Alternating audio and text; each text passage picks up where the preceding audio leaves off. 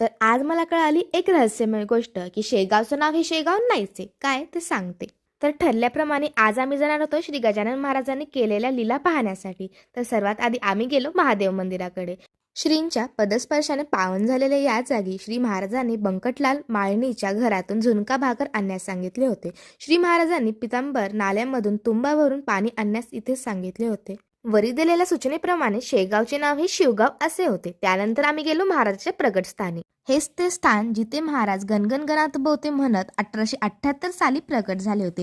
हीच ती भूमी जिथे भक्तीचा झरा उमललेला आहे. आजही इथे आल्यावर असं जाणवतं की महाराज अजूनही इथंच आहेत. आणि याच ठिकाणी बंकटलालांनी सर्वात पहिले महाराजांना बघितले होतं. आणि महाराजांच्या लीलाबद्दल बोलायचं तर श्री देवीदास पातुरकर यांच्या घरी मुलांची ऋतुशांती होती. त्याच निमित्त जेवणाचा कार्यक्रम सुद्धा सुरू होता. उष्टपत्रावळी वडाच्या झाडाच्या समोर टाकलेल्या होत्या. तिथे सर्वप्रथम श्री महाराजांचे श्री बंकटलाल व श्री दामोदर पंत यांना दर्शन झाले.